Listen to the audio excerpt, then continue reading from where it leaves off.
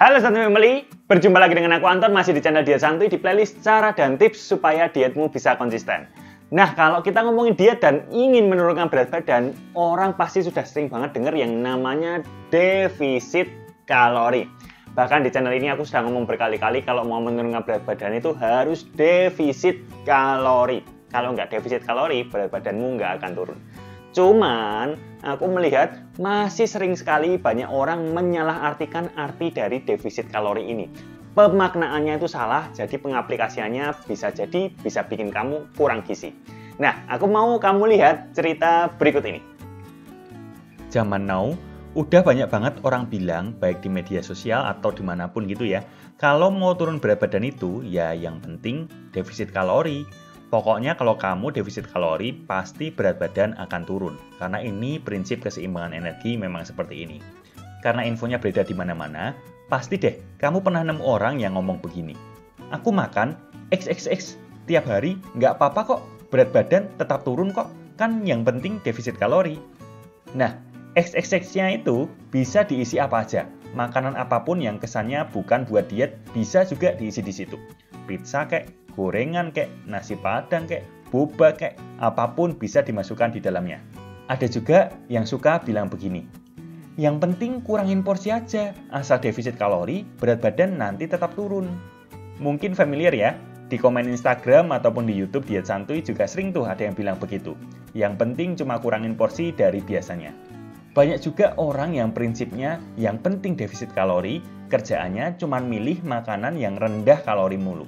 Kalau diet, makan salad aja dibanyakin, sayurnya dibanyakin, jangan makan nasi diganti shirataki. Kalau lapar, snacking puding aja yang 0 kalori. Kalau lapar, minumin air putih dulu aja, siapa tahu nggak jadi lapar.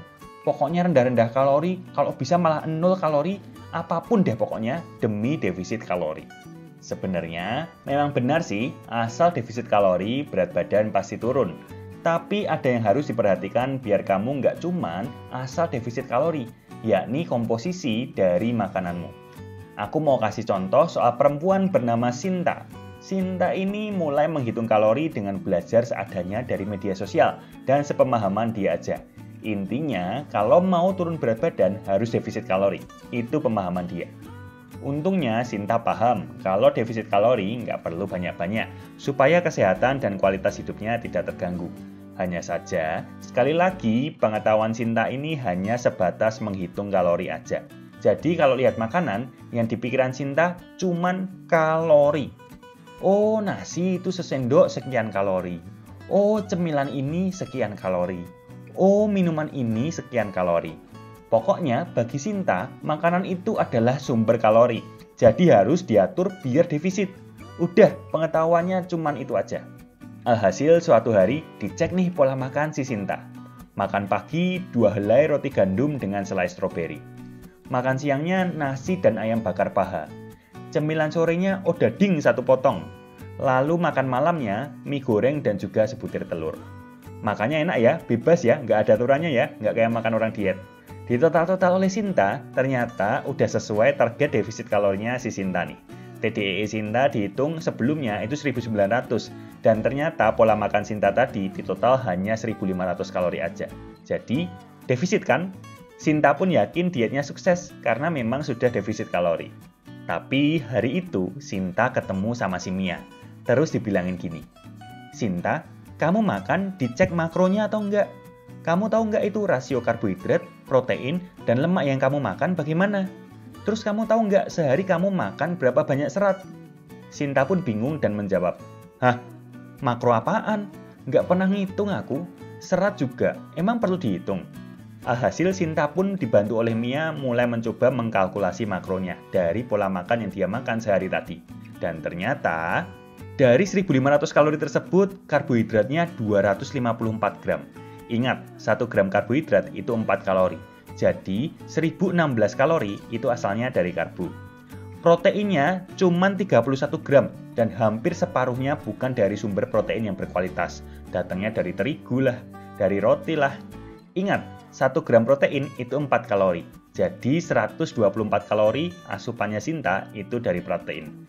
Lalu lemaknya dihitung ternyata 40 gram dan mayoritasnya datang dari sumber lemak jenuh. Ingat, 1 gram lemak itu 9 kalori. Jadi total 360 kalori yang dimakan Sinta itu dari lemak. Dihitung seratnya juga, ternyata asupan seratnya hanya 12 gram. Kurang dari saran 14 gram per 1000 kalori yang dimakan. Lalu data tadi semuanya dilihat nih persentasenya bagaimana. Berarti dari 1500 kalori yang dimakan oleh Sinta, itu 68% alias hampir 70%-nya itu berasal dari karbohidrat. Dan hanya 8%-nya dari protein. Dan sisa 24%-nya dari lemak. Jadi komposisinya bisa dibilang kurang seimbang ya, karena dominan di karbohidrat doang, proteinnya rendah banget. Lalu seratnya juga masih kurang dari yang dianjurkan. Ingat kan, padahal di diet santuy aku menganjurkan supaya asupan proteinmu dan juga seratmu cukup kalau kamu sedang ingin menurunkan berat badan. Nah kemudian Sinta dapat saran dari Mia. Coba deh kamu naik level, jangan cuma ngitung kalori doang, tapi dihitung makronya juga. Atau kata pepatah diet, stop counting calories, start counting nutrients. Alias, berhentilah menghitung kalori doang, mulailah menghitung gizinya juga. Jadi kalau melihat makanan, jangan dilihat, oh itu sumber kalori, tapi melihat makanan, oh itu sumber gizi. Jadi harus tahu nih, makanan ini mengandung zat gizi apa aja.